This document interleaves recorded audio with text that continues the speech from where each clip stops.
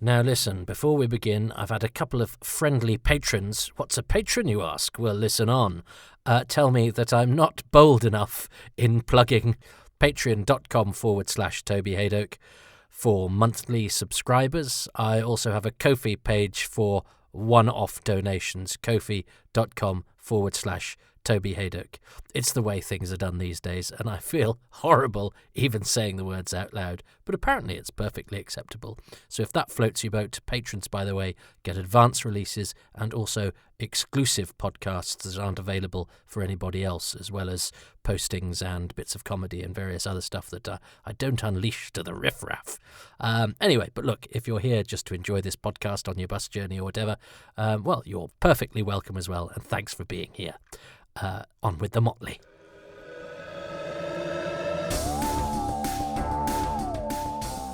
You're listening to Happy Times and Places, a positive Doctor Who episode commentary in which a friendly and creative person asks me, Toby Haydock, to watch a story and try to guess what their favourite things about it are.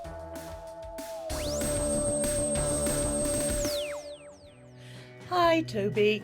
Hi everyone. My name's Emma Reeves. I'm a writer. I've written a bit for Big Finish. I've written quite a lot of CBBC, and I've also written for stage.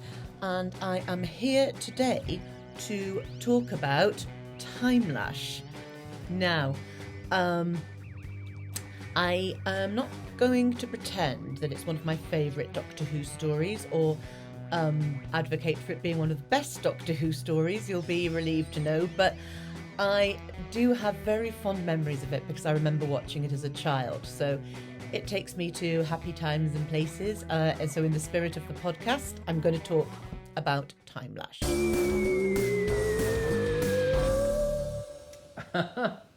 Okay, whereas John Cooper, when he chose Time Flight, said, I love this, Emma's at least had to go to us go, I'm not even sure it's that good.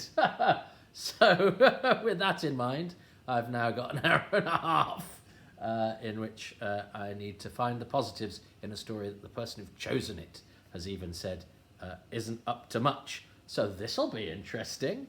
And I'm also minded to remind regular viewers and listeners that I have again not been able to find the Blu-ray remote. So again for half an hour, and I've been working today quite hard, so I'm quite knackered, looking for a device which operates a device that is otherwise useless, that otherwise may as well be a brick, that otherwise may as well be a burnt-out android. So people, scientists who make the future, just put a play button. That's all I ask. It could save me an awful lot of time. So, with that in mind, having stolen my partner's phone and made that into a remote control, I've had to steal it off her prone sleeping body and use her dead face to open up her phone. Yeah, I know the lengths that I go to. It's essentially like taking the eyeballs from a corpse in order to do ocular recognition software. It's essentially what I've done. But she's not dead. Okay, she's not dead. I mean, she's sort of dead to me because she's put the remote somewhere. Anyway, well, I'm in a good mood now. So, press play in 3, 2, 1, go. It's Timelash. Now this is because I remember at the time. Did I think any stories were any different to other stories? And I hadn't pressed record on the microphone, but it's all right. I've picked it up. Technology. So, well, things are looking up. The sound on the podcast version has presumably just got slightly better. Timelash by Glenn McCoy. I'm thinking, I don't know that name. This is his only Doctor Who, of course. My brother had a star chart a bit like that on his wall. And it made me feel quite comforted to know that, because my brother was into astrology and stuff, and he's sort of very wise and sensible, so it seemed quite good that one of those was on Doctor Who. But the same token, I was slightly, should Doctor Who have something that's on a teenager's wall? But anyway, Timelash. I remember thinking when we got to this point in the season, well, this must be the last story then, because the season seemed to have gone on for quite a long time. I was very pleased because I kept expecting Doctor Who to end. And especially, I think, because the episodes were going to be fewer because they were 45 minutes. I think I was expecting a shorter season. So actually, the season ended up feeling longer because I'd expected it to be shorter, which I think has informed my pessimistic nature, where I always assume things to go badly, and then if they go well, it's a pleasant surprise. I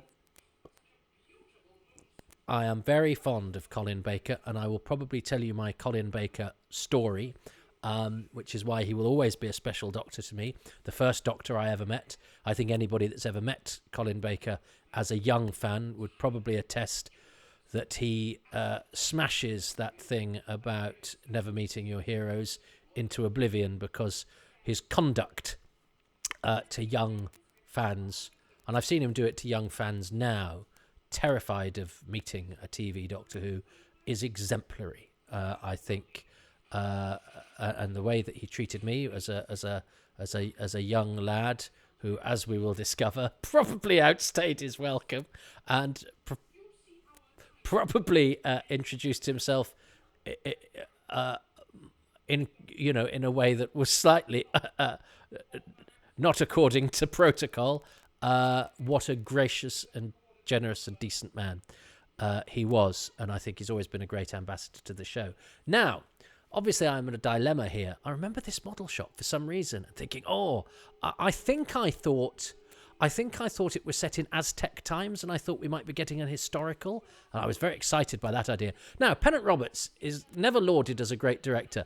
The casting of these three minor characters is a sign that he's pretty good in certain regards. Has Martin Gower nearly sworn yet?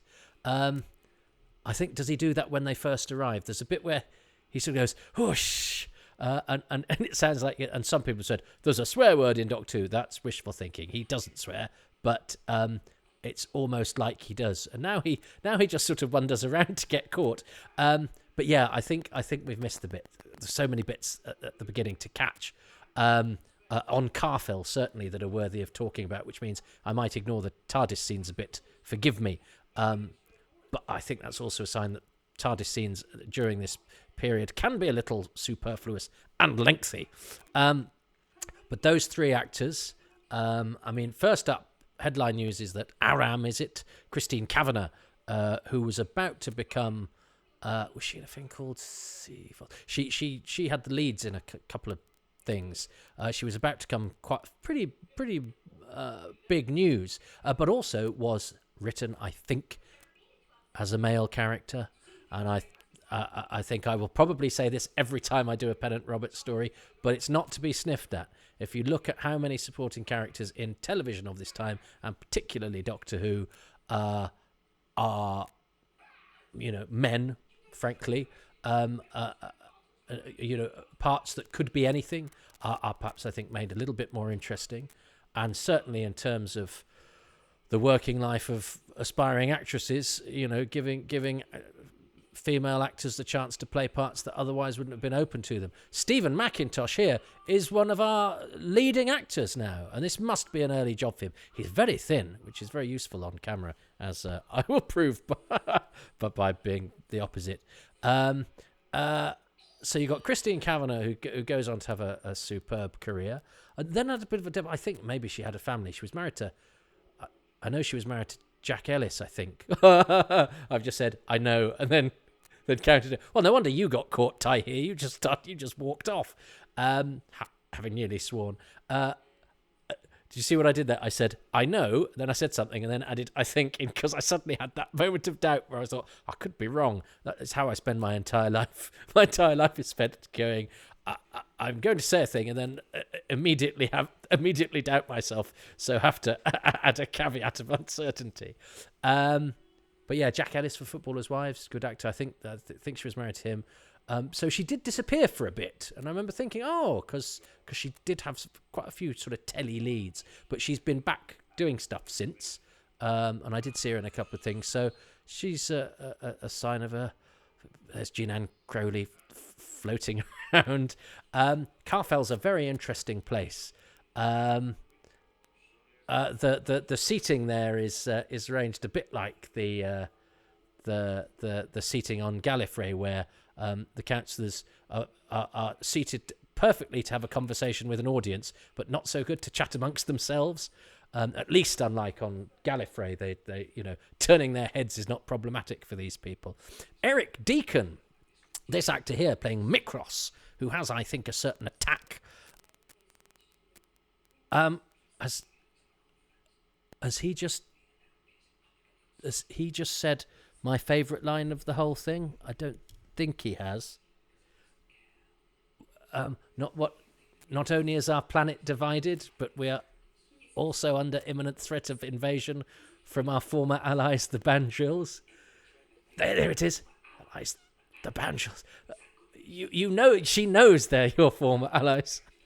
It's a beautiful piece of exposition. It's not, but it's a bit like the bit in MasterChef where they shout what they know at each other.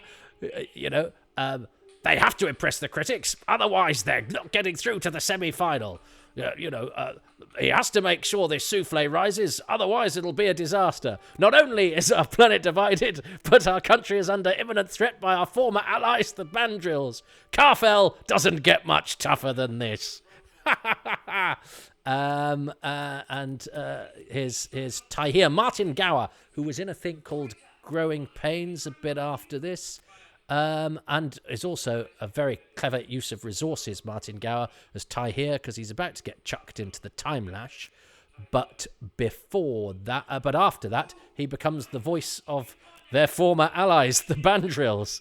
He is the voice of the Bandril ambassador, which is nice for an actor playing a small part to get an extra bit to do, and a good use of resources because he's already in the studio. I like Eric Deacon. He was an actor that seemed to be going places at the time, and he's had a very good career. He's the brother of the actor Brian Deacon, who was once married to Rula Linska. And Eric Deacon I think he was Duffy's boyfriend in Casualty, was he? He was in a thing called Hard Cases. But he's since become a writer and written for all sorts of telly. But and Stephen McIntosh, a star of the future. Muppets Christmas Carol, Luther.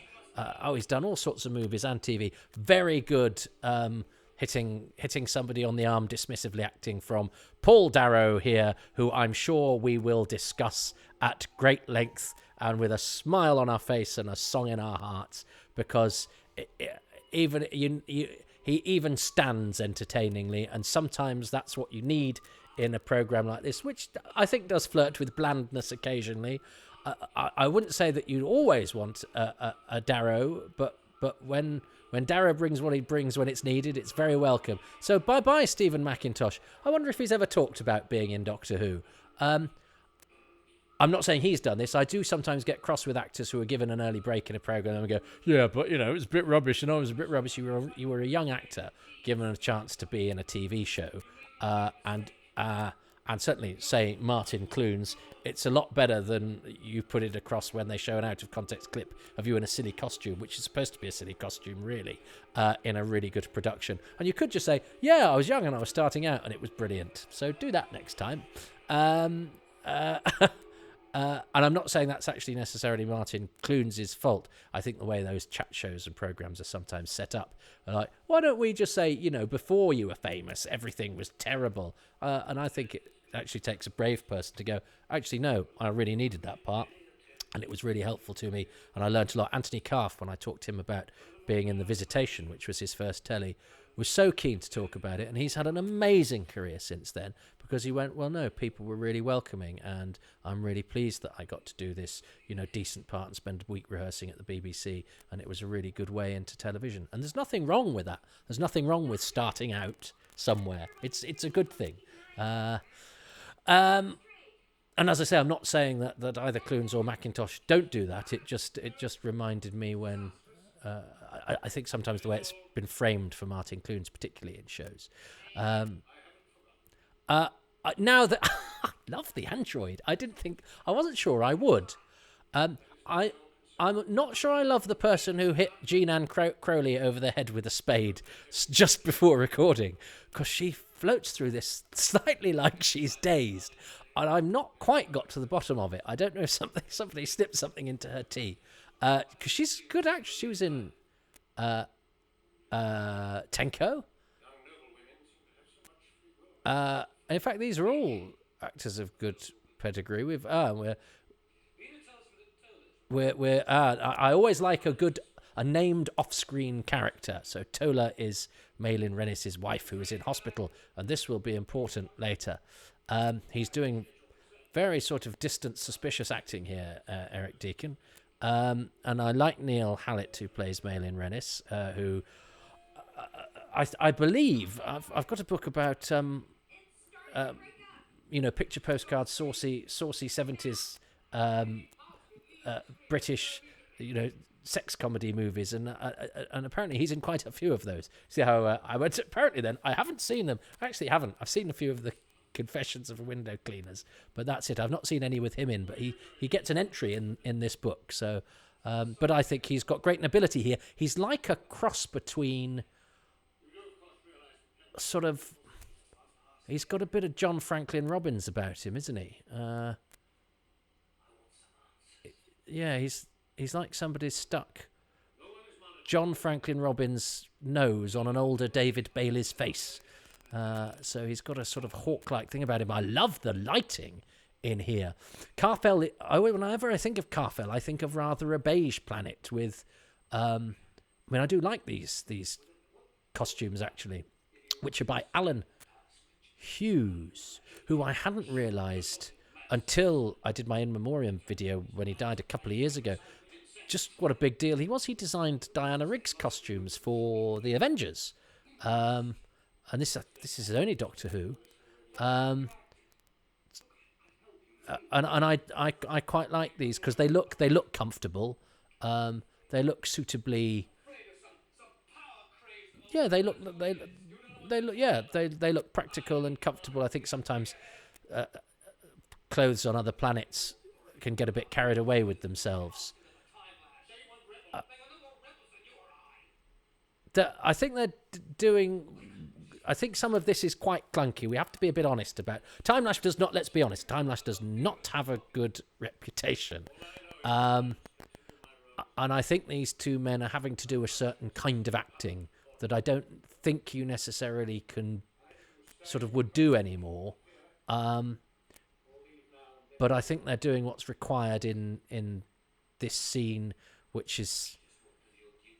I mean, is it shot on one camera? No, there must be cuts to another angle, but it's all shot from... Yeah, but it's all... There's a close-up of some hands, but it's all shot from one direction. But I like this because... well, we're gonna have a thing that poor old Rennis is gonna have to do. I do, and I like the lighting there as well. I think the lighting in this is very impressive, and and this is a nice character moment because you can tell from the look on his face. And we've already had her seeded into the story, but we will never meet Tola. Because she's in hospital and she's going to have her support system turned off. And I also like the whole thing of a hospital with a support system. Now, this may be a different planet. This might be futuristic stuff going on. But we all know that hospitals have life support systems for people who are poorly. And it's not necessarily a Doctor Who-y sort of thing. Somebody sort of off stage on a life support system. And these events impacting on the life of that. Now they're recording this bit, aren't they? Because this bit gets played a bit later on. All right, I'll have. But I mean, he has been sort of set up, and Malin Rennis has just pulled the control switch off the controls and sort of stuck it back on because it's now out of vision. But yes, he pulled the set apart there and covered it valiantly. Yeah, he does have a noble countenance, a great face.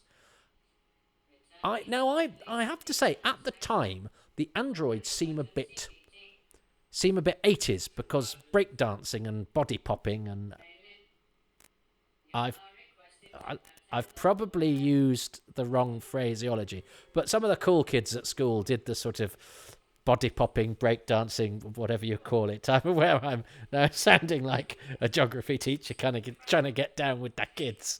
But that movement and that sort of, turning of the head and moving of the hands seemed a bit akin to that. And it was like Doctor Who was drawing on an existing thing. And of course, there's nothing worse than now reflecting the politics of the time and satirising them and turning them on their heads or commentating upon them or using them as a driver for storytelling is interesting, but it's a bit like the time controller in Remembrance of the Daleks. They were in something else. There was an old Edmund show that had them, but they were also in certain shops, the shops where you buy things for people that they don't really want that look quite cool, those shops that we're always somehow drawn to. Have this thing that has no practical value, is slightly overpriced, and you're not sure if you want, but you won't throw away. And I think using sort of breakdancing movement seemed to be drawing from what was current and seemed a bit like folly. Whereas actually now, whatever it is, 30 odd years later, it doesn't seem especially 80s to me because so much time has passed. It actually, I think, works within the context of the story, perhaps better than it did then.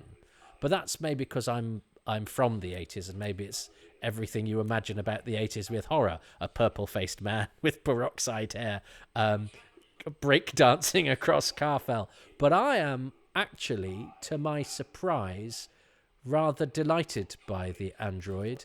We will talk a lot about the Borad and Robert Ashby. He has a terrific voice, and that aging effect is not unlike the one in City of Death. And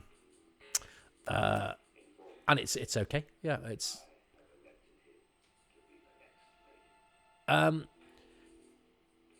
yeah, it's rad. Yeah, I like that. I think that's great. I think that's an attempt to do something slightly different, but an attempt to evoke the robotic, which is what you want from a robot.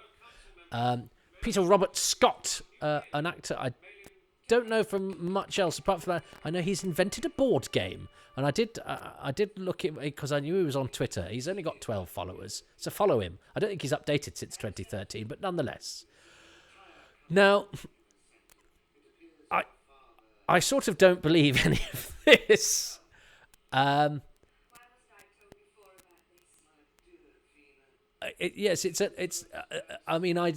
don't think either of these people are acting believably. But Paul Darrow is enjoying himself so much that I can't help but admire his chutzpah in going, I'm going for this. But that is not to say that I don't think Paul Darrow is a good actor. I actually think Paul Darrow is a better actor than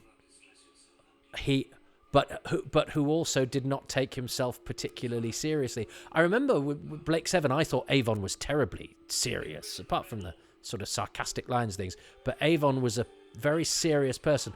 And I remember when I'd not met Paul Darrow, that I thought he might be a bit intense. That's that bit where he grabs his absent amulet.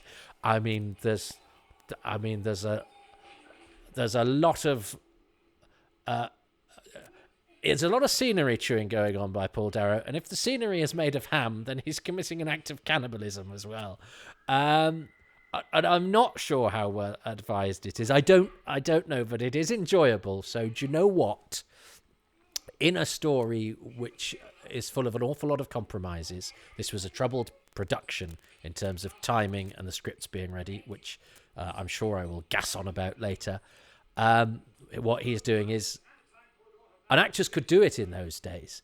Actors could go, look at Graham Crowden in the Horns of Nimon. Actors could go, I'm not sure about this.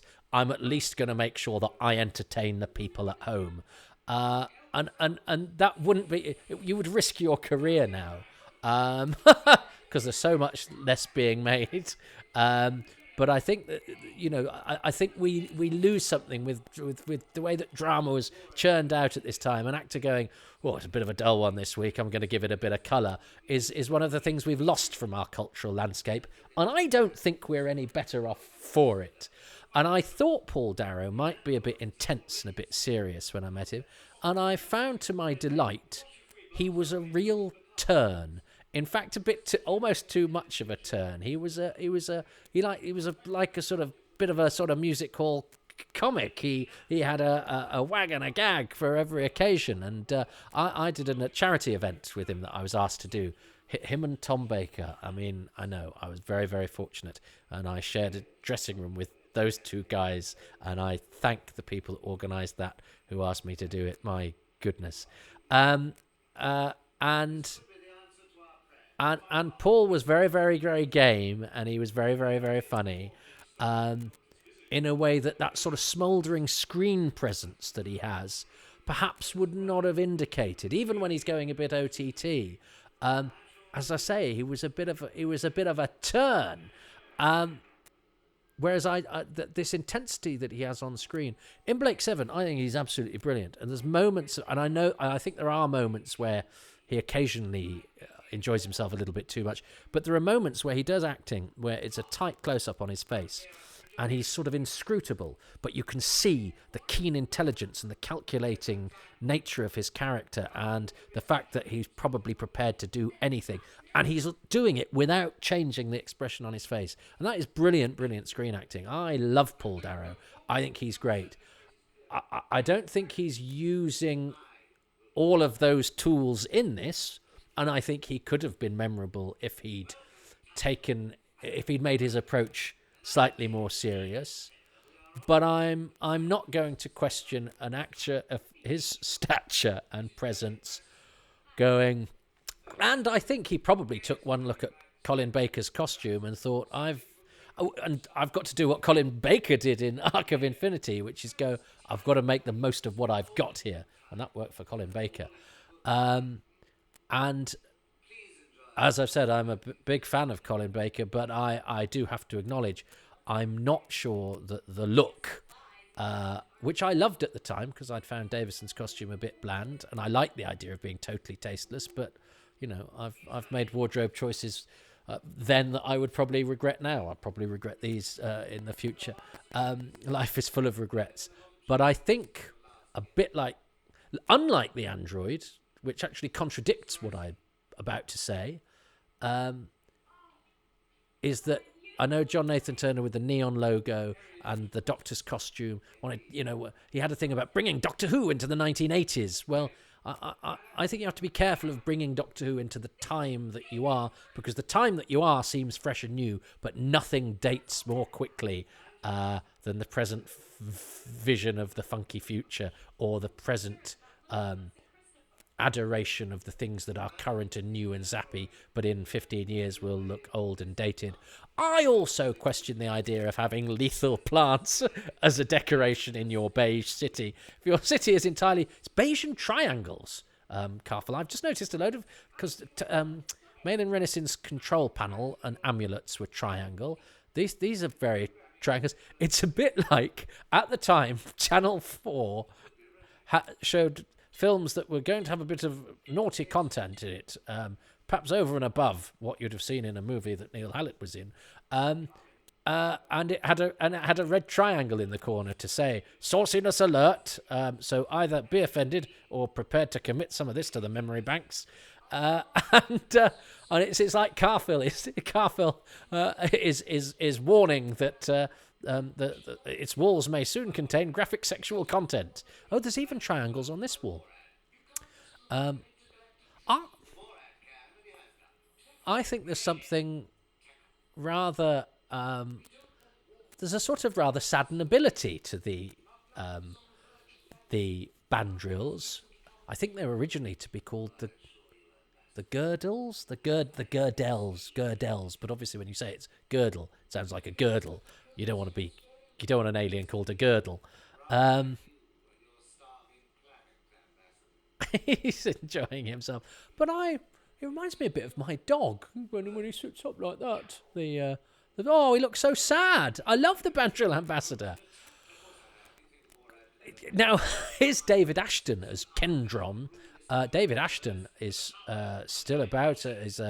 Now, and I hadn't realised at the time who he was, but I remember Brass was a series that was on that was fantastic that I didn't get to see as much as I'd like to. And he's in Brass, and he's also in Hamish Macbeth. Scottish actor David Ashton, but he's also a writer of a detective called McCleavey, I think, that there's books of, and also been played by Brian Cox on the radio.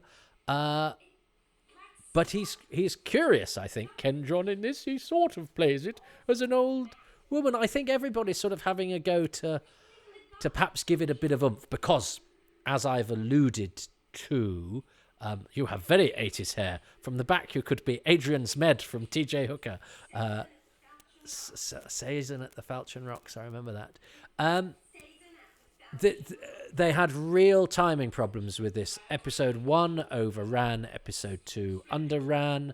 There was talk of bringing the cliffhanger back, but John Nathan Turner liked the Timelash cliffhanger, so I think some of the Perry stuff gets moved to episode 2. But what that means is that some stuff in this episode was cut, and as we will discover in episode 2, some extra stuff had to be filmed. And I remember when I spoke to Colin Baker, he was in a play called Corpse at the Grand Theatre, Wolverhampton. It was him and it was Jack Watling, and I was lucky enough to be taken to the theatre by my mum and by a friend of ours. And I'd heard talk of meeting actors at the stage door. When you've killed the girl, go and attend to the bees and make sure you bring back some honey. And so we went to the stage door to meet this man, Doctor Who, Colin Baker. He was no longer Doctor Who. He'd not long finished being Doctor Who. Now I know the stage door is where the actors leave, and you can actually contrive a hangabout, and now sometimes lots of people hang around outside stage doors collecting autographs. We actually found a door in an alleyway that was a metal door that was open, and you could see props in. And we went through there and had a bit of a walk around and ended up on the stage. And a stage manager came on and said, hello, can I help you? And my friend, who's much older than me, he was a sort of 40s, Derek, a friend of ours who was a local handyman that took pity on a boring child like me and would come to the theatre with me and my mum sometimes. And Derek was going to do the talking because he was a brave grown-up and I was a pathetic coward and still am. And Derek said, we're here to see Mr. Baker. And this woman said, is he expecting you? And Derek said, yes. So she took us and knocked on Colin Baker's dressing room door and opened the door. And she said, Mr. Baker, you're expecting these people? And he went, oh, yes. Now, he wasn't, but he obviously didn't want us to get into trouble. Welcomed us into his dressing room, signed a few things. He was, his post-show, I've got a couple of pictures of him. He's covered in sweat because it was a very energetic show. And I asked if I could come back and interview him for my fanzine, which I never did. I never did the fanzine, but I wanted to. She's just murdered a man with the decorative plant, although I suppose he has got the beekeeper thing on. He might have survived. And even the door handles are triangles. I don't know. This is where the advantage comes from being followed by a breakdancer, is that they take a while to turn a corner. And we came back a couple of days later and I interviewed Colin Baker, and do you know what? He was amazing. He was so kind. He gets his half-hour call. I've still got the tape. Nobody's ever heard this tape, actually. It would probably make me blush. Rebels, Dank Tunnels and the Morlocks. That's a great title for a Doctor Who book. And Colin Baker gets his half-hour call, which, is when you have to start to get ready. And he's in drag in the opening of this play. And he goes, oh, that means I've only got about 5 minutes. He gets his 5-minute call, and he's still dressed as Colin Baker because he insisted on answering all my questions. I only discovered many years later when I worked in the professional theatre exactly how much time he'd given me and exactly how he didn't hurry me. It didn't betray in his, he was not remotely peeved. He took time. He showed me out. Jack Watling knocked on the door and stuck his head round the door at one point. Oh, if only I'd spoken to Jack Watling as well. But I'm not. No, let's concentrate on the positive.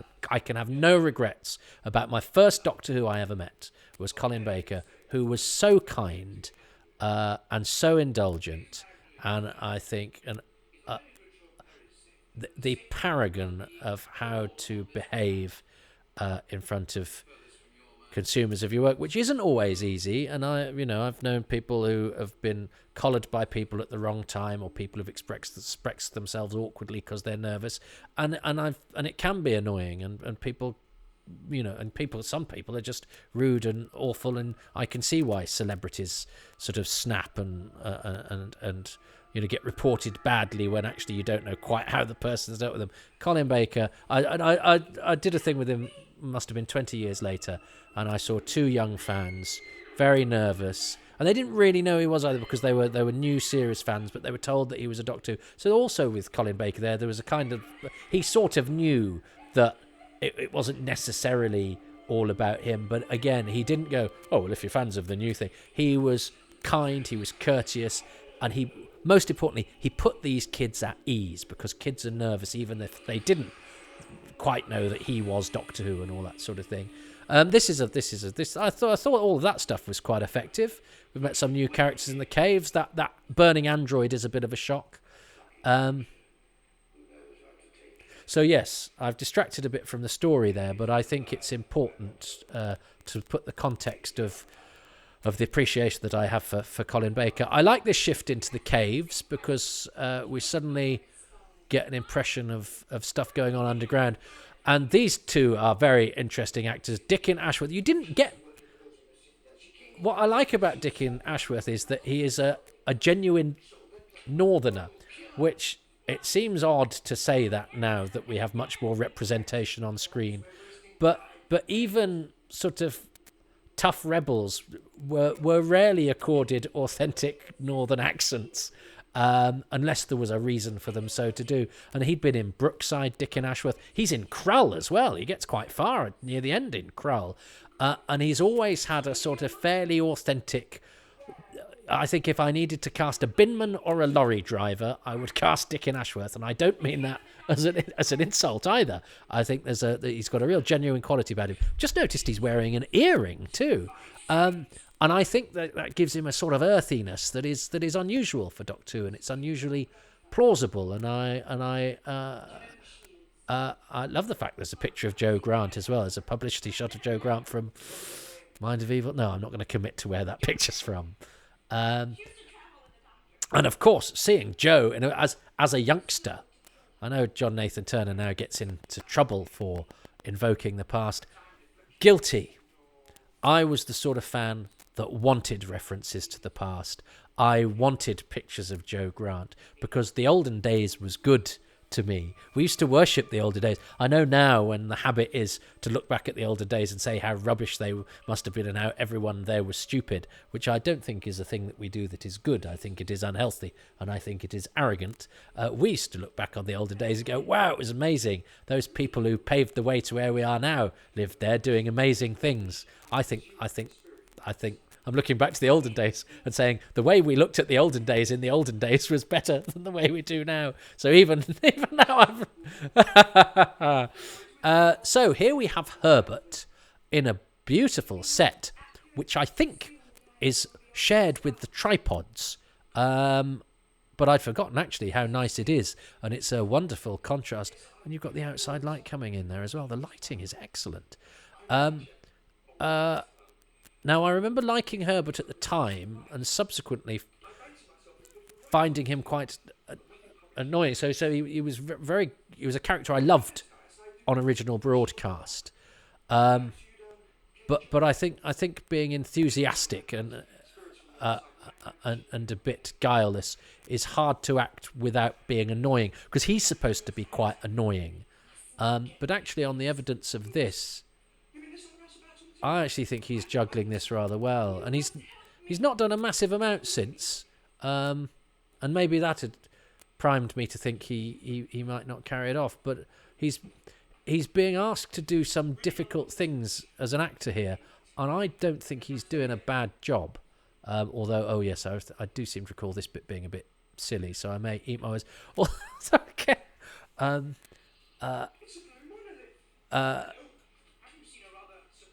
Now that outside set, I mean, it looks totally pony now. I seem to recall at the time was not problematic. I think our eyes as 80s viewers are attuned to go, yeah, that's the outside. And outside is depicted in that way. It's slightly, it's like a theatre set now, and we would strive for more realism. But, I'm uncomfortable out of realism. And, I know it's not real. I think so long as I thought that was quite funny. So long as they're, the program makers are giving a sense of time and place, I will go with it. I don't think, I don't think there's anything gained for me to go, well, that sky in the background's not real. Well, you've completely failed to transport me. If I jump aboard, it's my choice to be transported or not. Tracy Louise Ward as Katz. Now, I think Jean Ann Crowley was originally cast as Katz, and Tracy Louise Ward here was cast quite late. She's an amazing woman. Oh, she was a model in Paris. She's from good stock. She's Tracy Worcester, I think. So I don't know quite how the aristocracy works, but she's a lady or a baroness or one of them. But she's put her energies to great use in terms of the ecology and the treatment of pigs in captivity. But as well as being a model, as well as having had an acting career, because she's in a thing called Cat's Eyes. Oh, she's Katz in this, and she was in Cat's Eyes. I think there should be more people who are in programmes named after characters they've played in Doctor Who, and I'll see if I can come up with some, or I may have just embarked upon something that doesn't end up anywhere.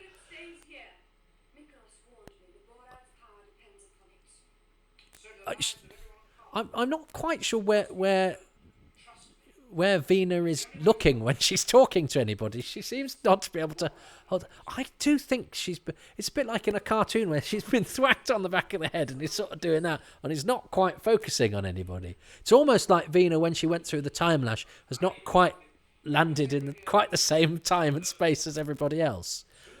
But as I say, but she's interesting as well, Jean Ann Crowley, because there was something to do with her in internet chat rooms. Was she?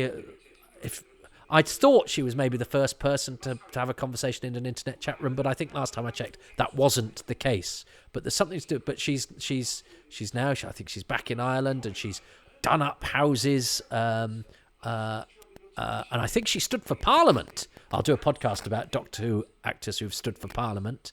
But she was in Tenko, which was a great show for Doctor Who people and Doctor Who directors. Oh, and indeed Pennant Roberts.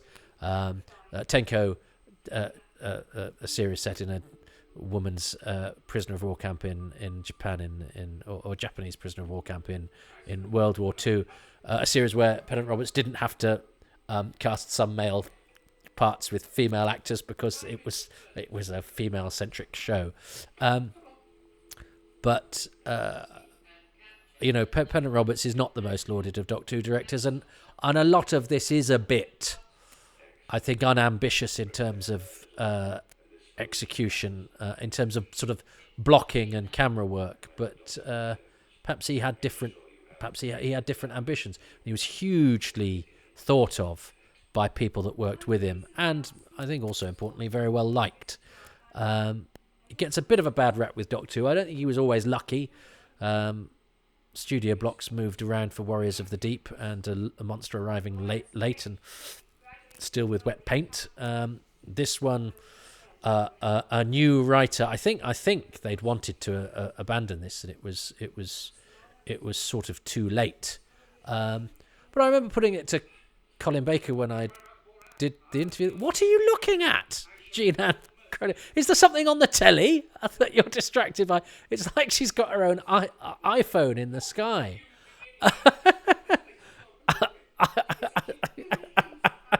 I think this is quite funny. I actually think David Chandler is doing very well, because Herbert is annoying, but the performance is not annoying, and that may sound like a contradiction, but it's not. I think you need to show why your character is say winding the Doctor up, which is funny, but you actually like him. I actually think he's quite charming. Yes. Okay. So good. Yeah. No. I'm. This isn't going to be an exercise in wishful thinking. I'm not going to lie to you. I'm not going to pretend that Timelash is going to be is one of the best Doctor Who stories of all time. I'm going to watch every Doctor Who story I am challenged to watch, but it is part of the rich tapestry of a television series that I think is the most important part of my life in many, many ways. And that means even liking the bits of it that aren't very good. That's actually I like the staging of that with poor old David Ashton and Peter Robert Scott having to be this sort of silent chorus of people acting in the background. Prepare the Timelash. Now, that must be a wig that Darrow's got, because of course he's in Doctor Who and the Silurians before he was famous as Avon, because of course this had Jacqueline Pearce had been in earlier in the season in the Two Doctors, so it you microcephalic apostate,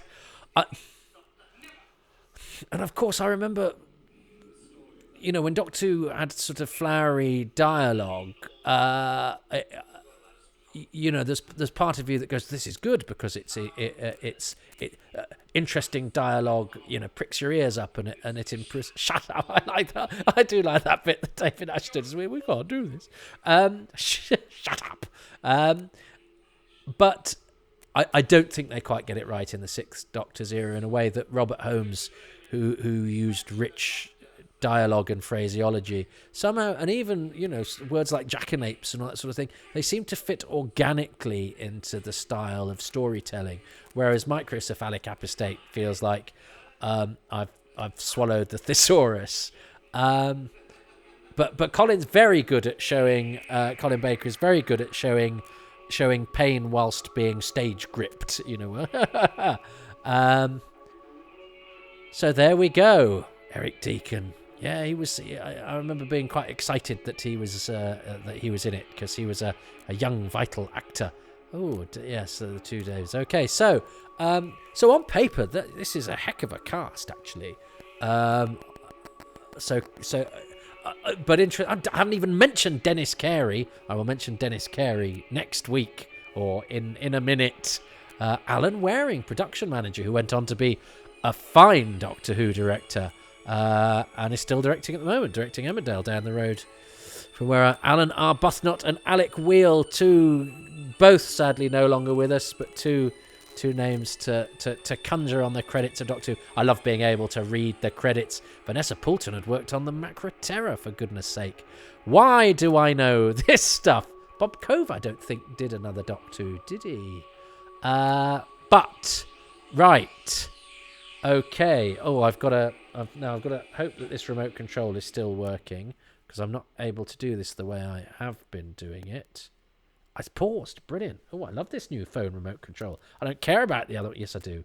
I do need the other one at some point. So, that was episode 1. That rattled by, but I'm aware that I slightly cheated, because I brought my How I Met Colin Baker anecdote out of mothballs, but this is a positive Doctor Who podcast, and so if I need to invoke a story that produces positive endorphins in me in order to propel me through the beige planet Karfel and its stunned princess, then I will. So what did I like about episode 1 of Timelash? And then I'll have to see if Emma chooses something as well. Why is the lift going when I'm trying to work? Might have to pause because somebody's coming down in a lift and is going to interrupt my filming. What are you doing? Yeah, what are you doing? Well, okay, can I finish this piece that I'm filming? Thank you. Right. I'll have to do a cut there somehow. So I've got to choose the two things that I liked about that. Now, I'm going to choose the Borad. But he didn't do much in that episode. And I know there's trouble ahead next episode, but I don't think I wouldn't have chosen him for this episode simply because he doesn't make himself known. But I do want to talk a lot about the Borad and Robert Ashby because they're both brilliant. But I think I have to reserve those for episode 2 because I don't think Emma would have chosen them for episode 1 either. And I am trying to choose what I think that she might have chosen. But the big surprise to me there that I was really struck by was the lighting by Henry Barber. I'd always thought of Karfel as being rather beige and rather flat.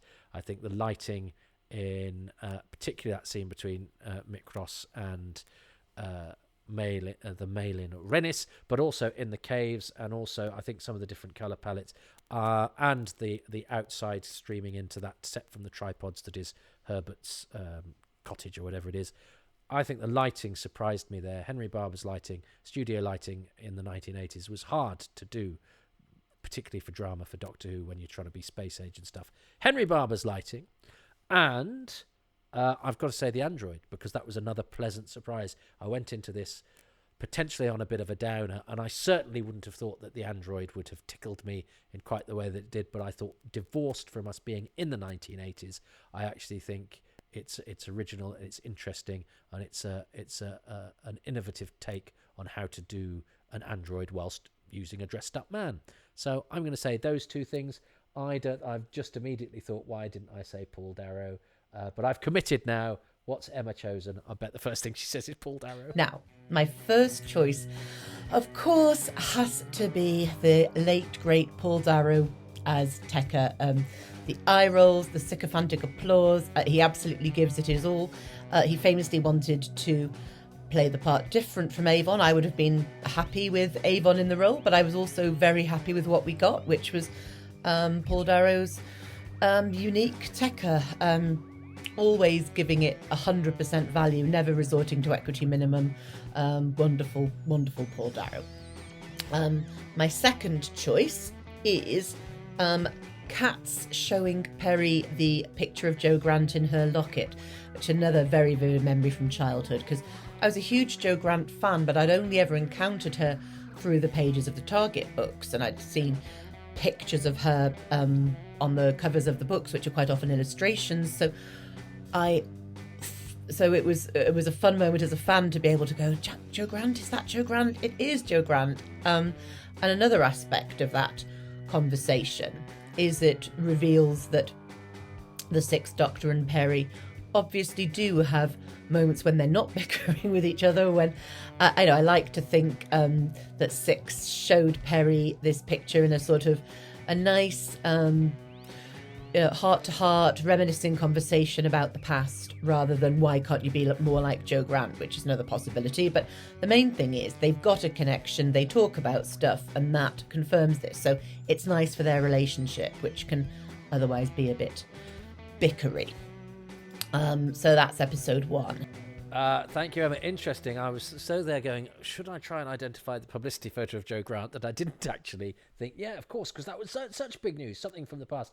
Unlike Emma, I had seen Joe because they'd repeated Curse of Peladon in Doctor Who and the Monsters season of repeats, and I'd fallen in love with her. And on my exercise book, I wrote TH for KM. I've never told her that because that would probably alarm her. So I mean, both of those things I think are fantastic choices. So look, between us, I mean, it's sad that I've not chosen anything Emma's chosen, but between us, we've come up with 4 good things that are all legitimately good things about the much maligned episode 1 of Timelash.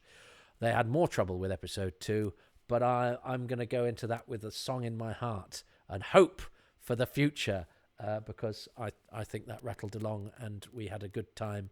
Not pretending it's something that it isn't, but highlighting the things that were worth highlighting. And I think in this time of darkness, a little bit of light, even in the gloomy tunnels of Karfel and its beige corridors, is something to be chuffed about. So thanks to Emma.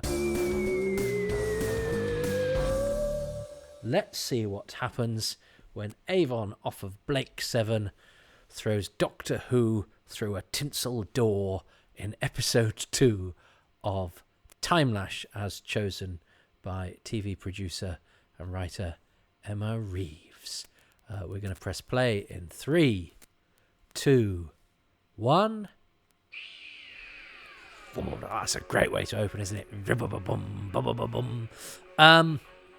So here we are in sparkly 1980s Doctor Who, on quite a beige planet. I think I interrupted myself with the model shot of Karfel. I thought we were going to be in Aztec times, and I loved the idea of an historical.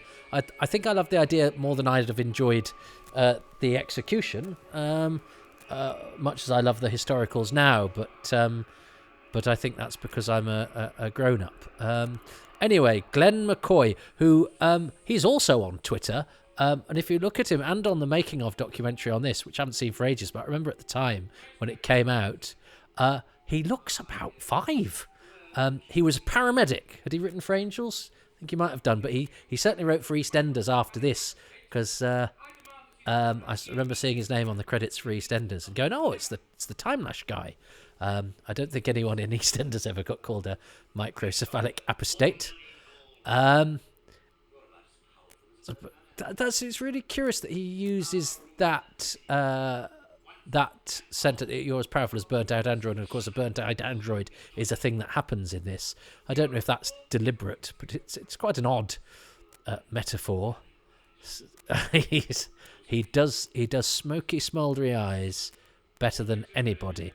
And I remember I met Paul Darrow at a subsequent convention where I didn't have to handle him, and I think he took some handling. It was in Liverpool. He was handled very well. I think it was Paul Griggs that did it, who's a fan from Liverpool who does very good on stage interviews. But I think he had his work cut out, because Paul, I think, wanted to do it in his own inimitable style.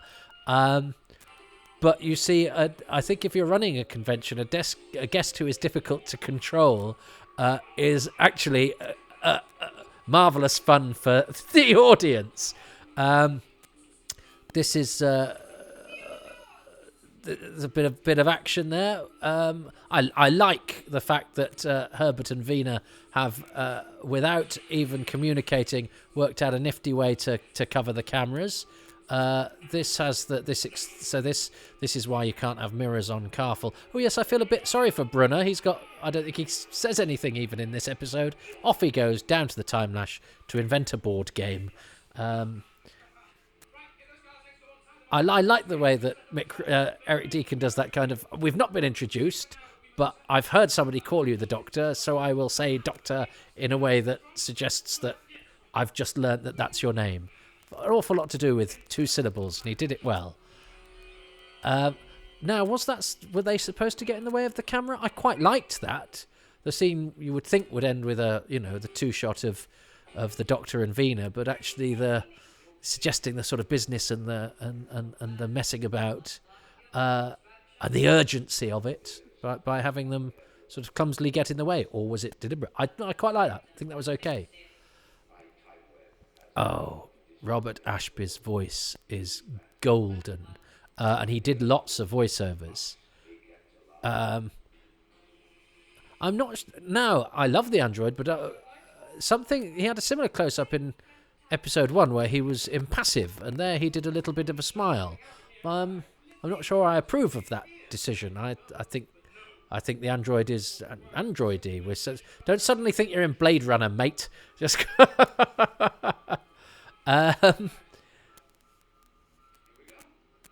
and Colin Baker does have a great energy as the Doctor. He never flags, and I think he's asked to do some quite difficult stuff. And let's be honest, the idea that the Doctor should look like somebody has pebble dashed Harpo marks with Dolly mixture laced with LSD and pure 1980s juice means perhaps he's got an awful lot to compete with. He did, I think, very gamely say, if anybody's to wear that costume, you want to be the one in it, which I think he's doing what I'm doing. You know, he's accentuating the positive. He's on record as saying he would have preferred a more austere costume. I have to say, at the time, I think I said this, I did quite like it. My brother had some of those trousers, but they were blue with black stripes. And I remember, because I was always in hand-me-down clothes, when it got to my turn to wear them, I think I did wear them when I was at university. Don't judge me.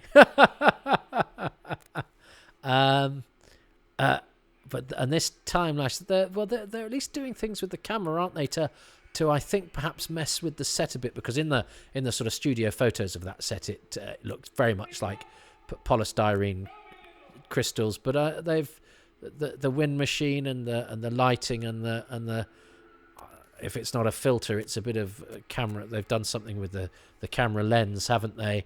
That's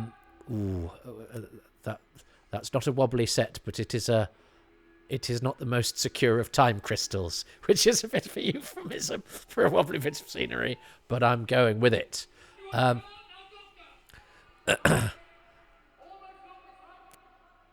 so there's, I mean, that is tinsel, isn't it? That is tinsel in the Timelash. It's not my favourite bit of tinsel in Doctor Who. We will come to that when we do another story slightly after this. It's one of my most glorious bits of Doctor Who ever. But I have to be careful, because what I don't want to do is go, oh, I'm enjoying this because it's bad, because I think that is against the... although it's really hard when you have somebody who sounds like she's been doped up to the eyeballs having to say he's dangling on the edge of oblivion. But then we cut to this prison set that I don't remember. Haven't seen the story for ages. That's a terrific set with a beautiful bit of lighting and some nice angles. And the way that the lighting angles with the bars, I think I'm in love with the prison set more so than the set of the inside of the Timelash, or the tinsel triangle of doom. And of course, to have them going into it, I think slightly takes away from its power as the central thing of the story that is the major threat. It's sort of crawling into the mouth of the dragon, isn't it? But they're all these actors are all doing their best. I'm not sure it's the best acted story in the world, but I'm also not sure that's anybody's fault. I think sometimes you can be doing your best acting, and just because of the way that things are presented, it doesn't necessarily translate what you're doing as well as possible sometimes. That may sound like I'm letting the actors off the hook, but I'm not sure it is. I think performances have to be framed correctly by a director, and I know Pennant Roberts was seen as an actor's director, but I think I can see actors working hard here and not necessarily being shown in their best light. Now, David Ashton, Kendron, who is a really good actor, really interesting actor, who I think is slightly odd in this, he is married, or was married, I don't know entirely, to Yonina Scott, who is Marn, another male part turned into a female part by Pennant Roberts in The Sunmakers. So he's in that illustrious band of husband and wives who have been in Doctor Who, which I'm sure one day do a tedious podcast about. Dennis Carey, of course, is as the old man. I never quite was convinced, because it was obvious that the Borad was the guy in the chair with the scary voice. I never quite felt that they'd married the idea that this was the ersatz Borad. Dennis Carey does a good bit of android acting here, and I like the stuff coming out of the back of his head. I think that's quite an arresting image, and he does. But Dennis Carey, of course, had been Professor Chronotis in Sharda, directed by Pennant Roberts. That hadn't got made, and Professor Chronotis is a brilliant part. And you could clearly see Pennant Roberts had felt guilty about it not getting finished, and rang Dennis Carey and went, "I've got a chance for you to do a Doctor Who again, Dennis." "Oh, is it a marvellous, eccentric Time Lordy type person?" "No, it's a robotic avatar passing itself off as somebody who is actually an evil lizardy thing that isn't played by you." "Yeah, well, sorry, I'm not doing anything anyway." But he had been back in the meantime in The Keeper of Traken, playing the title role, The Keeper of Traken, but not for Pennant Roberts. But it's fair to say that Dennis Carey's best Doctor Who part is the one that wasn't really broadcast. Linen is a beast, isn't it? There's clearly no point in ironing on Karfel. I wonder if that's one of the reasons they don't have mirrors. It's because they're always going to look slightly. I had a jacket like that once, and try as I might, it never looked anything other than like I'd just been in a tumble dryer. I actually quite like that jacket. A partner threw it away and tried to dress me in a different way. Oh dear. Anyway, so yes, I never think they quite rationalise that they're talking to the face on the screen and there's this guy in the chair, but that's okay. You're lying. He's having a go, David Ashton, but I think he gives a better of account of himself in Brass particularly, and Hamish Macbeth, and has done loads since, and would be an interesting subject for interview. I mean, I would love to. So if anybody knows David Ashton, or indeed Tracy Louise Ward, who, as Cats, I'd forgotten. I'm not. Oh, that's quite horrible. Shot in the back, but it saves having to do the complicated aging makeup from the front, and it shows how ruthless Tekka is. Oh yes, if Tracy Louise Ward as Cats was in Cat's Eyes, perhaps Paul Darrow as Tekka could have been in A Tekka to High Road. That's all of those. That's the only one of those I'm going to do.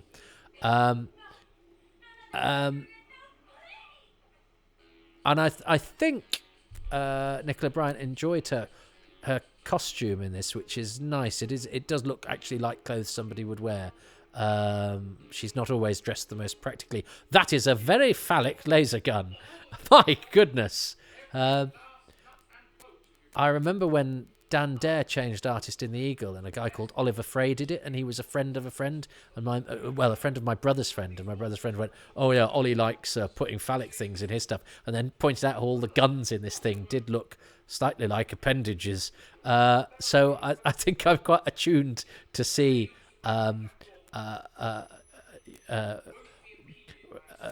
essence of dong in laser guns where some might be present. You'd think somebody, I mean, most people in the entertainment industry have very filthy minds, so I'm not sure those things can be done by accident. Oh yes, Tracy Louise Ward as Cats, as well as all the amazing stuff I said about her last episode. She put up bail for Julian Assange, and I think lost it. I don't know I don't know why I know these things. Is that part of a cyber gun? I think it might be. So yes, big on ecology, pig farming, catwalk model. A sister of Rachel Ward, Rachel Ward, actually. But also, I think lost a few £1,000 that she'd put up as bail for Julian Assange, the WikiLeaks guy. So she's very busy. Oh yes, I remember thinking that was quite... Oh, now I've got... Hang on. I asked some people on my Patreon page to come up with some questions or some observations about these stories that I'm doing, just so that it's not just me droning on. We have input from other people. So Nathan Moore, who's one of my patrons at patreon.com/Toby Haydoke. That was a plug, by the way. Did you see how organically I worked it into proceedings? He's got some favourite things. So I might list those. And Tim Dickinson has said, do you think time has been kinder to Timelash over the years? I've never heard a good word said about it. I think it's not bad at all. I think it is an example of how people imagine Doctor Who to be in the 80s. But I also know that actually we perhaps will see the differences between, say, this and the next story of Revelation of the Daleks, which I think is objectively better directed and better written and better acted. I think the likes of us can discern the differences, whereas perhaps a not we, as they are called, might find them fairly similar looking. I don't know that, but I do think this is when people like Victoria Wood made sketches about what Doctor Who was like. This is sort of, I think, what they imagined, and not unfairly. Could the Tecker and Company spin-off been a full series, says Tim Dickinson. If only Paul Darrow didn't have to drink wine, drive an Austin Metro and put on his jogging gear in the freezing cold. Haha, I'd have liked to have seen that. Tecker and Company, indeed. Yes, look at that. Yes, look at that gun. It's a bit half-mast at the moment. Not going to do anybody any good at that angle. I'd try and grow up, Toby. Nathan Moore, like, his favourite things are the Borad's mask and the overall performance. I think I will be choosing that. The lighting in the Borad's lair. I chose the lighting last time. He likes this bit, the idea of moving forward in time and leaving an image behind, even if it's not used to its full effect. That is trying to do something with time, and of course this is a story about time travel, and what we'll learn about Herbert ties in with that. The scenes in the TARDIS between the Doctor and Herbert, good bit of comedy. We'll come to those later. And the design of the robot android. Well, I have already chosen the robot. Not as much the design as the movement and design combo. I know some of Perry's scenes in this episode were actually held back from part one because part one was overrunning. Oh yes, I remember. I like it. Now there's a bit of sort of. That's a funny shot of Tracy Louise Ward. Oh yes, and Cezanne gets shot. This is quite a nifty action sequence, and I love the way that Eric Deacon really gets into it. I think it's the best way to do it, especially if you're having to do a gunfight in a BBC television studio with 3 cameras on you and a necessarily stagey sort of stage thing going on. But actually this isn't... Yeah, well done, Eric Deacon. He rolled around there. He had lots of piss and vinegar. Even did a skid he didn't intend to do, but oh, that's a picture of Sean Pertwee. It really is. It looks like Sean Pertwee playing John Pertwee. That really is. It's like they've gone 20 years into the future and got that Sean Pertwee dressed up as his dad and used that. It really is a time travel story. Dickie Ashworth at the back has given up and is just leaning, propping himself up on his elbow. And I don't think Sesame does anything now, so I wonder why they decided to injure him and not kill him, because a death is obviously, more dramatic and more moving, especially as I don't think he does that much. Did I mention his earring last week? I like the fact that he's got an earring. That seemed quite cool to me. I don't think I hadn't remembered that he'd got an earring. I know Rodney Bewser's got one in Resurrection of the Daleks as well, hasn't he?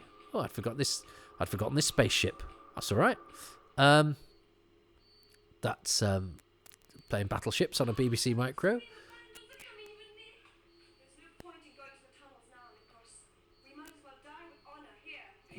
She's pissed. She's gotta be. I cannot account for that, but I'm very amused by it. I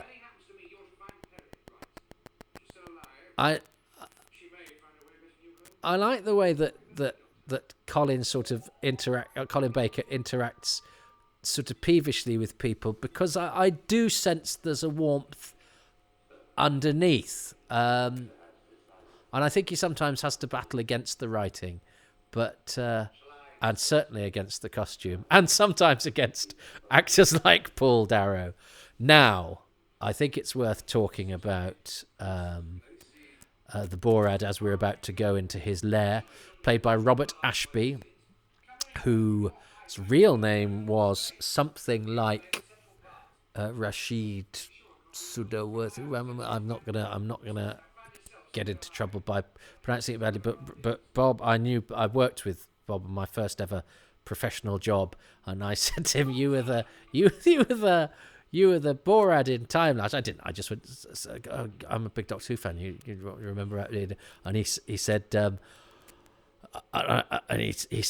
he said, "Well, I already didn't like Doctor Who before I was in it, because my girlfriend was in Doctor Who and I had to watch it every week, and I hated it then." And I said, "Who was your girlfriend?" And he said, "She played a character called Leela." I went, "You went out with Louise Jameson?" And I've since know Louise. So yeah, the Borad and Leela were a couple for many, many years in the 70s when Louise was doing Doctor Who, I think. Yeah, it must have been, because he said I had to watch Doctor Who. I was like, "But you watched really good Doctor Who." But his father was either Prime Minister of Pakistan or a senior politician in that part of the world anyway. And his mother was a Russian actress. So it's from a really interesting background. The name Robert Ashby is an adopted one for the Borad. But that is a great makeup. It's a brilliant voice. It's a performance several leagues above, I think, much that is around it. I am definitely choosing the Borad. I like that high-angled shot as well. But that's a great makeup, and it's not just a personal thing that Bob was actually very kind to me. I say it was my first professional job. I was a sixth form college student, and me and a friend were elected to be spear carriers at Ludlow Festival, did Shakespeare in the Castle, and my brother had done it a few years before and got a speaking part, and I was very jealous because they needed Princes in the Tower for Richard III, played by Edward Woodward. I mean, this was no, provincial thing, because it was done in a castle in the open air for 2 weeks over the summer. So a lovely holiday, and Shakespeare in a castle in an old market town. Beautiful. And when I came to do it, it was directed by Arturo Villar from the War Games, and it had the Borad in it as... I've already mentioned this in this podcast, because Jimmy Ellis was Shylock, was the Merchant of Venice, and the Prince of Morocco and the Duke of Venice were played by Bob Ashby. And me and my friend John were going to be the Duke of Morocco's pages, and then we had to change very quickly and be pages of the Prince of Aragon. But because this was 1989, Bob, although he was brown-skinned because he was half Pakistan or half Indian, I don't know entirely. Nonetheless, to play the Prince of Morocco, he was in full blackface in 1989. Maybe it was 87. As were me and my friend John to play his pages. And we couldn't get the makeup off quick enough. So, fortunately, I then didn't have to do that makeup because I became the Prince of Aragon's page and my friend John was the Duke of Morocco's. So I am spared there being any photographic evidence that could get all Justin Trudeau on me. But, you know, this was not long after the BBC had scoured the pantheon of great actors to play Othello for their BBC Shakespeare and chose that famous black actor Anthony Hopkins. So, you know, this was practice at the time that looks appalling now. It didn't seem so then, and that is you know, a good sign. And yet, isn't it extraordinary that it's in living memory? Shut up and go. That's brilliant. The way I think that's probably the way to dismiss somebody that's going for it. So anyway, yeah, Bob and Bob had to listen to incessant wittering from this young 16-year-old wannabe actor, and he took it with great grace. And he had a wonderful dry sense of humour. Smoked Benson and Hedges. My mum rather fancied him. He had a very casually sexy way about him, I think. Yeah, very early to kill off Paul Darrow in episode 2. And I think it could have probably done with him hanging around, but of course the script is a bit all over the place in terms of timing. In fact, Bob told me that he had to write a lot of his own dialogue, and he does a bit later on say, "Choose your next words carefully, Doctor. They could be your last," which is I think is a James Bond line, isn't it? But he had it on videotape, so actually he brought me his videotape with all his stuff on so that I could watch it. So I watched the whole of Timelash this before because I hadn't videoed I didn't have a video when this was on. But he also had some of his other TV stuff on it and a couple of EastEnders appearances where he played a probation officer. And they were quite a few months apart, the two scenes. And in one he's really nice and in one he's quite hard. And I remember saying, "Oh, was that originally two different characters?" And they sort of made you consolidate them. And he was really complimentary. He said, "Oh, that's interesting because well spotted. That is the case." And he wasn't patronising at all. He was really engaging and really kind. And I liked him a lot, but he was very funny. I remember one very sunny matinee, he came off stage, and I think it was because the World Cup was on as well, so a lot of people weren't necessarily fully engaged. But I remember the Duke of Morocco is quite a funny part, and he used to get big laughs, but not on a sunny matinee in the afternoon. I remember saying, "Effing Philistines, don't know why they bother coming to the theatre." And he didn't entirely mean it, but it was very dryly and funnily done. And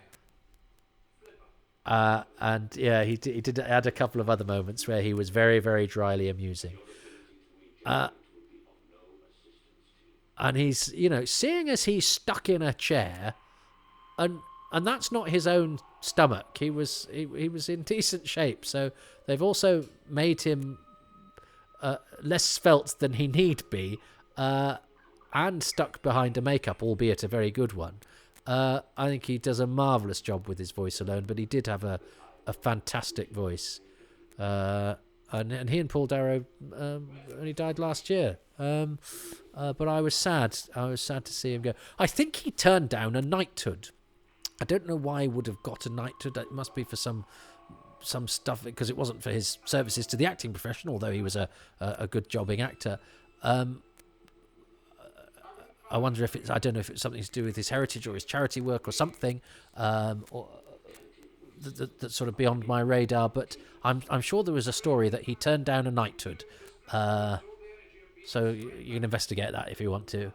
But he also did lots of voiceovers for, you know, Tonight on BBC One, and had a decent career. I'd love to end this with a beautiful coda. He did a signing for Phantom Films, and I went along with my pictures of The Merchant of Venice to show him, and hoped he might go, "Oh yes, I remember you, and how proud I am that you've gone on to..." Didn't remember me at all, and didn't even pretend to. He was nice, you know, he was nice enough. But it wasn't the tearful reunion, perhaps, in the back of my mind I'd really hoped for. And why would it be? I was a 16-year-old wannabe, and it was 2 weeks of his life, 35 years earlier. But I still remember him very fondly. So now all of that is, I know, a distraction from what's going on here, because we had a bit of, it's tricky. This is a script in trouble, because we've just lost the two main villains, and we're going to have to bring one of them back again with, I have to say, not a particularly satisfactory explanation. Oh yes, but Perry's being threatened by the Morlocks. There's a missile flying out of a spaceship. I'm seeing phallic symbols everywhere now. I'm not sure I should be, but that's not entirely undongy. Herbert's coming into his own here. I like that they have the character of Herbert, and I do like the wheeze of who Herbert is. I love the fact that I'm stringing you along. If you're listening to this commentary, you've never watched the story. Although no, actually, some people are. I mean, I will be dispensing spoilers. I'm sorry about that. Somebody did say with my first one, they sent some lovely feedback. Hello, but they were saying they'd never actually seen it, so they did it with me yabbering on. Watch the story first. Don't let me spoil the surprise as to who Herbert is, which I think is a nice thing that Doctor Who. I was always slightly thrilled. It always had the knack, I think, Doctor Who, of using bits of history or historical figures that I somehow had heard of because I'd been taught them at school or they were part of folklore. So I was thrilled when it was Pudding Lane. I was excited when it was Halley's Comet. I knew who Herbert was, and it all made sense, and it all was not a nice sort of cleverly grafted in gag, but through a character that we've enjoyed. Come on, Bandrel Ambassador, you melancholy sock thing. He does have authority, Colin Baker, and there's the the slightly weepy stocking beast. Oh,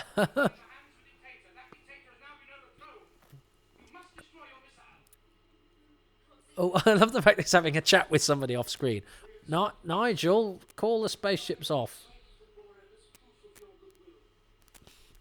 So how are we doing? So what have I got any other observations about Timelash from the patrons? What did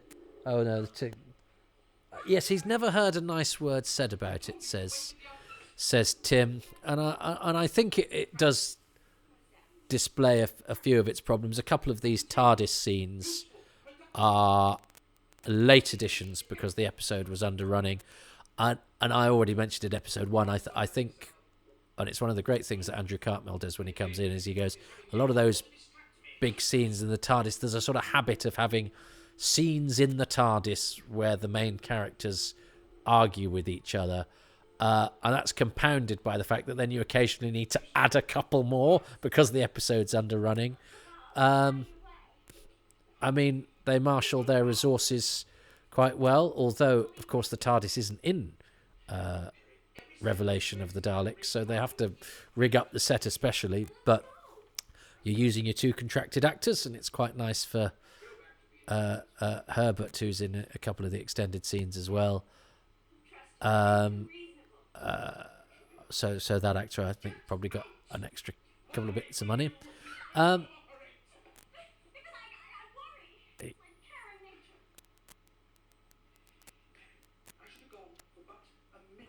Yeah, and you know, this is the Doctor doing the classic thing of bluffing to his companion in order that she does not face danger. Although Perry does sort of undermine that by going, but if anything happens to you, I'll be stranded on this planet, which makes you sort of go, yeah, that shouldn't be your main concern. It should be more, if anything happens to you, I'll be sad because you've died. I do like the way that Herbert keeps popping up to the irritation of the Doctor. I'm enjoying Herbert a lot more than I expected to.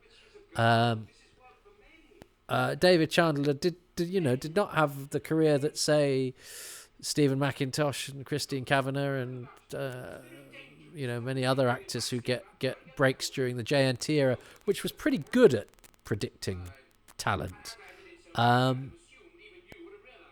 but I hope he's happy.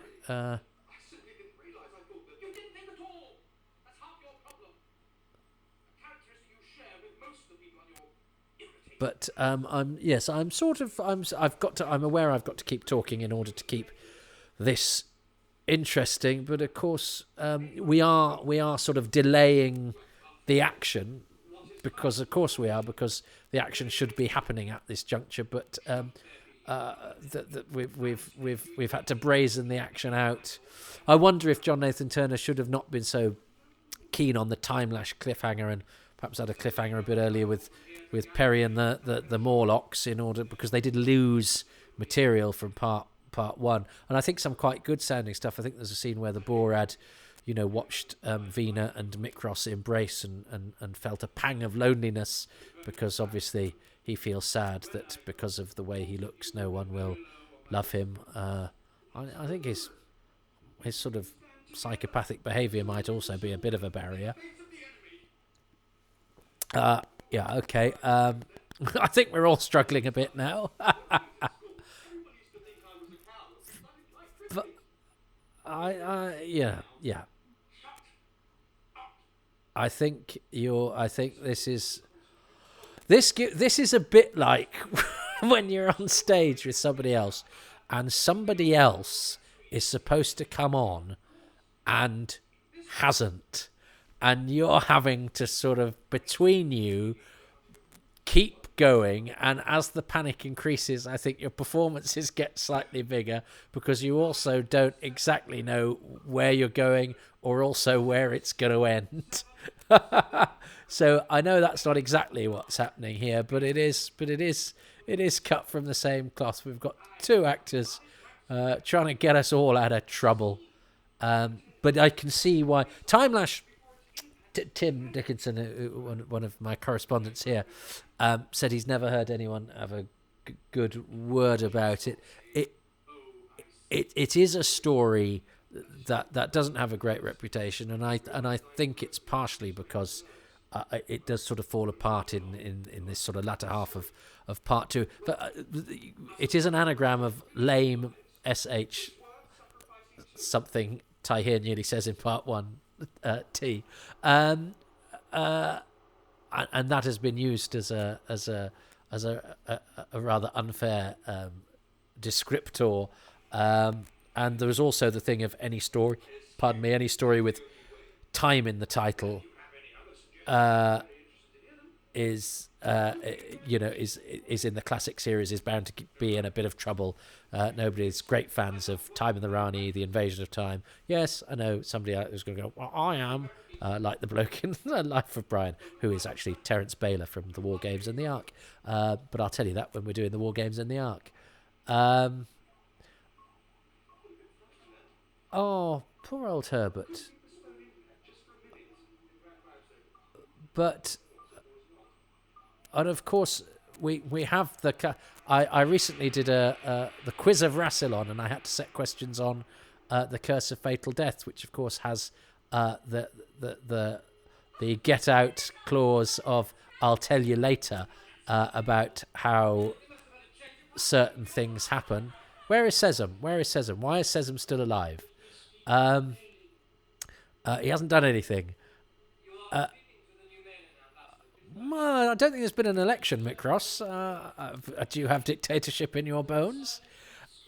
But of course, we have that with the Doctor and her. But here we do have the how did you do that? I'll tell you later, which I think is a bit of a liberty. I mean, at least say I span the tangential arc and that deflected that you could come up with a you could come up with a thing that sounded believable even if it wasn't proper science. But it does give the impression that everything's been done in a bit of a hurry. Oh.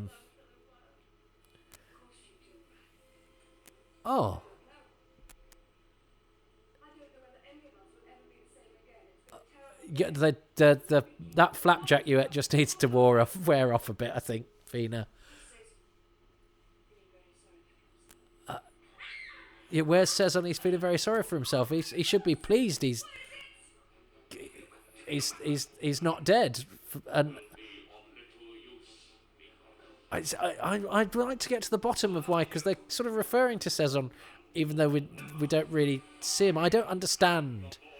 Now, I'm quite cross with the DVD because I had the DVD menu on this before starting it. It's got this bit. It's got the death of Tekka.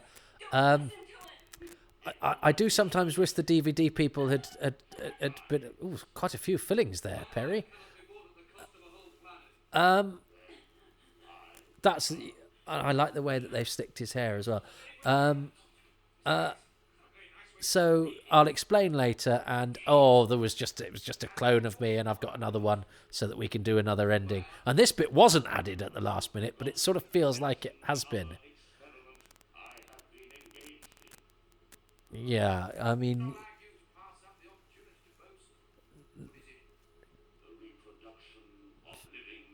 yeah, it's yeah. I think like the Borad's face, it's all fallen apart a bit, but it does mean we get to see a bit more of Robert Ashby, not stuck to a chair, getting to do a bit of threatening acting, which we rather like. He's adding himself to the list of bad guys that lusts after Perry. I'm not sure I like this thing of, oh, you're a bit ugly, so this sort of, if you're ugly, people will find you appalling, and that will make you very sad. I'm not particular. I'd forgotten about this. I'm not particularly comfortable with that. And I suppose he's there going. He says the picture of me on Tinder. I'm only showing this side of my face. I'm not showing the reptile-y side. But I suppose the Doctor is doing what he needs to do in order to trick the Borad. That I don't think putting out both of somebody's eyes is going to convince them to go out with you. I'm not sure the people behind Doctor Who at this time had quite got the how to do the romance thing quite sorted. So what's your answer to the idea that somebody doesn't fancy you? I'll just poke both their eyes out. And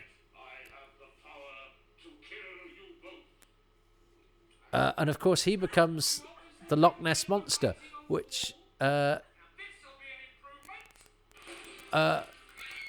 see, this is this. I think this is quite mean and not brilliantly staged. I'm supposed to be accentuating the positive, but I have to admit I'm finding it slightly strugglesome. I think Robert Ashby is doing a decent job, but I think this is hard to stage. The Doctor's behaviour is not massively pleasant, but I suppose we can justify that by going, he had to be cruel and to be mean in order to produce the response that we needed. And actually he survives by being the Loch Ness Monster. So presumably when he goes down the Timelash, he also stops being a bad guy who wants to pluck out women's eyes in order to make them go out with him, because instead he just swims forever. So maybe like Vina, he bangs his head and is just slightly distracted for the rest of his life. I'm trying to. So he's destroyed. I always like a bit of debris flying through a door. It's a wonderfully BBC Doctor Who thing. You can imagine a prop man with a little gun going, "Okay, Arthur, now." Brilliant. Why weren't you blown up? I'll explain one day. Ooh, okay. So, well, look, I hope I stuck with the remit there. And again, I'm not quite sure who you're saying you'd be most welcome to there, Vina. You don't quite know. You can't quite look anybody in the eye. And of course, Herbert isn't going to stay because. spoiler alert. But I do think this is a neat little way to end, and the clues have been there because of Vina and Weena and the Morlocks, and I mean, it's a bit cheeky of Doctor Who, a show about time travel, to go, the guy who wrote some great literature about time travel, we sort of made him, because you didn't. But I like that as a coda. I like the reveal that Herbert is H.G. Wells, and the fact that it doesn't spoon feed it at the end and go, Herbert becomes, they don't spell it out. They trust your intelligence to know that. So,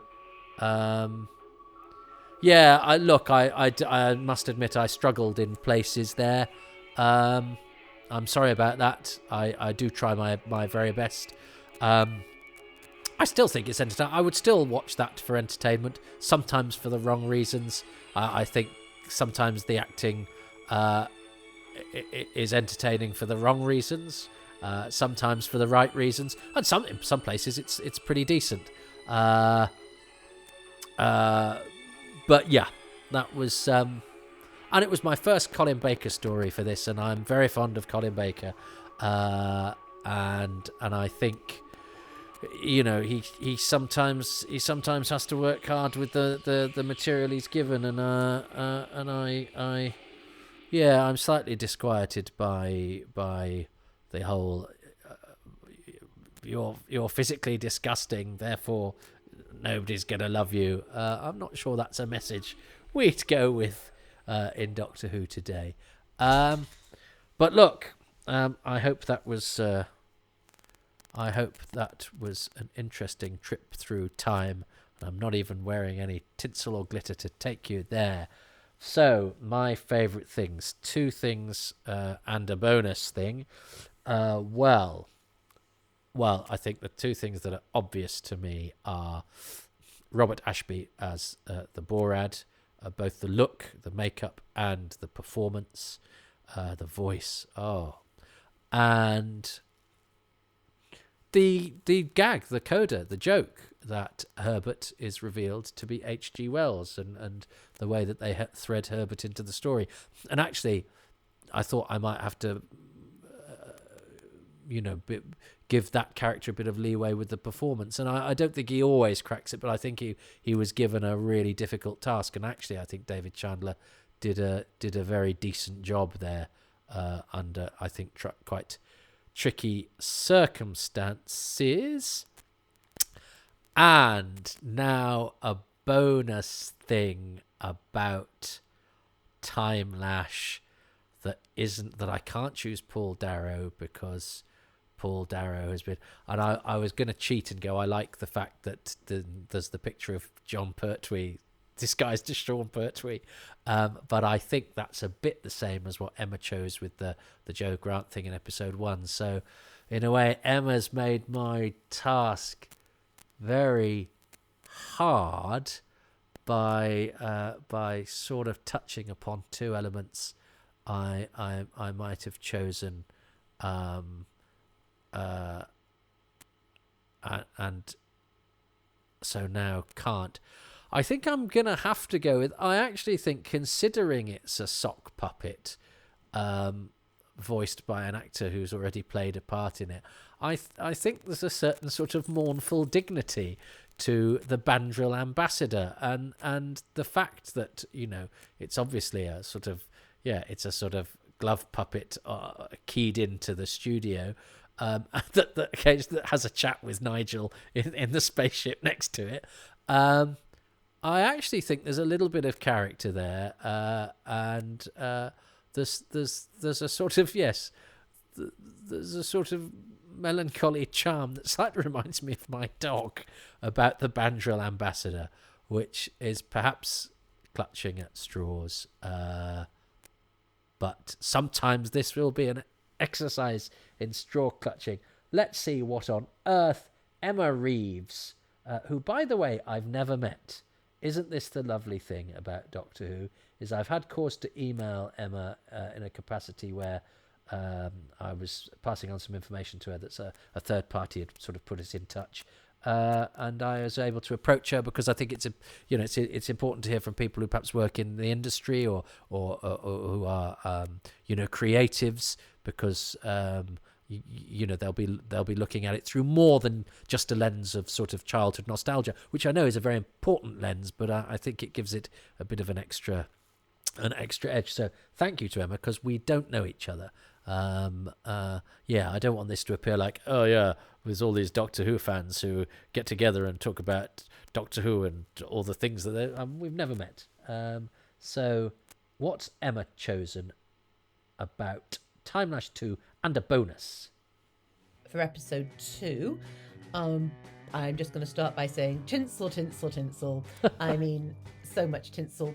Tinsel, of course, being the entrance to the Timelash, and then the Timelash is full of tinsel. I love the fact that after most people just depart with a scream, they cut to the tinsel, and that's then repeated for the opening of episode 2. So fantastic commitment there. I'm just loving the tinsel. And as a little bonus, I also love the android. So there. Now on to something genuinely really good. The Borad's makeup, the Borad's face. I think that's really well done. I remember it vividly as a child. It's sort of, obviously there are some worrying messages about facial difference in this episode, and we shouldn't ignore that. That's unfortunate. I would have loved to have seen a race of people who looked like the Borad and who were different, with different personalities, rather than just sort of megalomaniacal monsters. But that would probably been too expensive to do it more than once. But that makeup job, it really stands out in the production. It's brilliant. It holds up. I remember thinking it was great as a kid, and I didn't sort of think, oh, scary monster looking different. I kind of thought, well, that's cool. So, for me, it's a big thumbs up for the look of the Borad. Makeup credited to Vanessa Poulton. I'm sure Toby will have lots to add about that. And finally, my extra has to be the whole H.G. Wells influence. I love David Chandler as Herbert. Actually, I really like him. In the show, I would have been happy to see him stick around longer. The references to the time machine, the end of Dr. Moreau, all that's brilliant. So those are my favourite things about Timelash. And as for me, I recently was lead writer on a new version of The Demon Headmaster, which is still available on BBC iPlayer. Joe Lidster is also one of the writers, so please do check it out on iPlayer, and we're making a second series next year, COVID permitting. So thanks very much, everyone, and thanks, Toby. Bye. Well, my super thanks to Emma, who is a busy creative in the television industry, produced the brilliant reimagining, a new version of the Demon Headmaster. So thank you. So she chose. Well, I think I chose H.G. Wells. So did she. I sort of chose the Borad. I know she went for the makeup and I went for a bit of both. So I'm claiming them. She went for the tinsel. I was never going to go for the tinsel. But we didn't have any crossover on episode 1. So it's 3-2, I think, to Emma. But that's pretty good for me, because the chances that I'm going to ever win this are extraordinarily slim.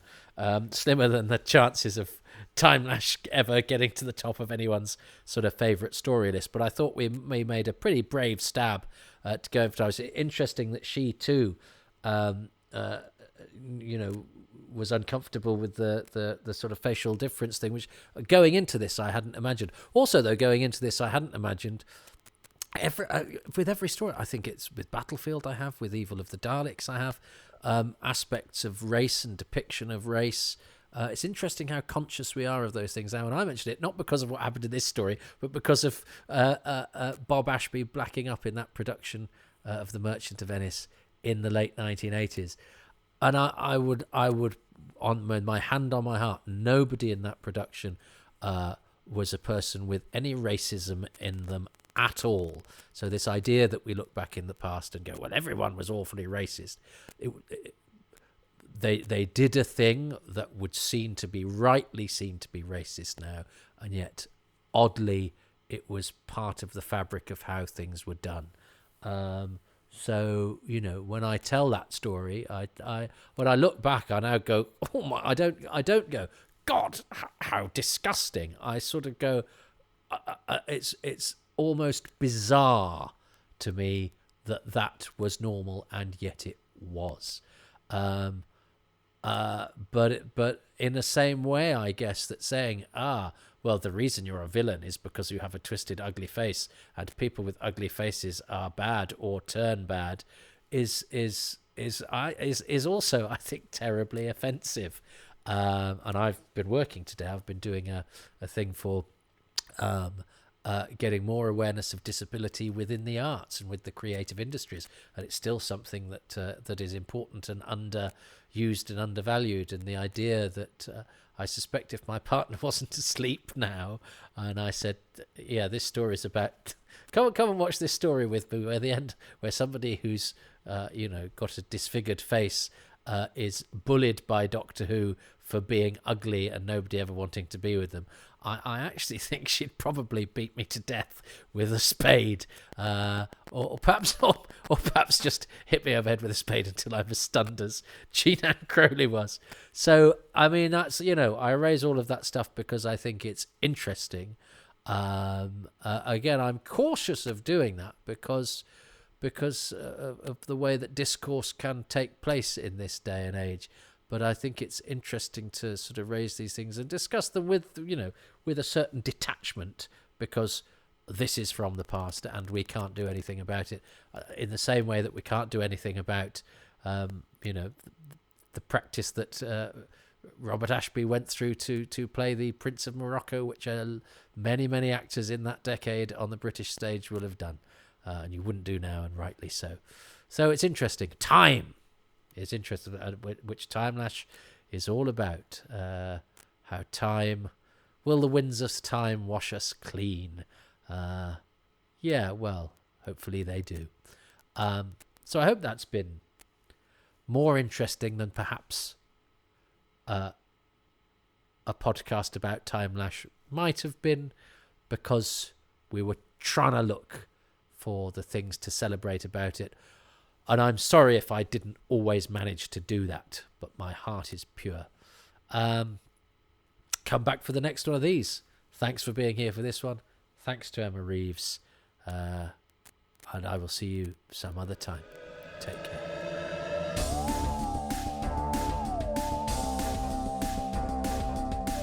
Thank you so much for listening to this episode of Happy Times and Places with me, Toby Haydock, and my special guest, Emma Reeves.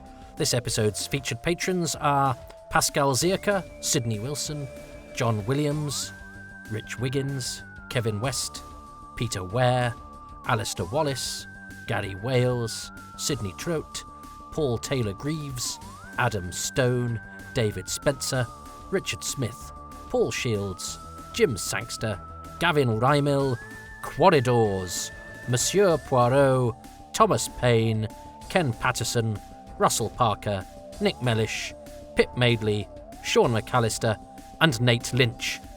The music for the podcast was by Dave Gates, and the artwork by Dylan Patterson.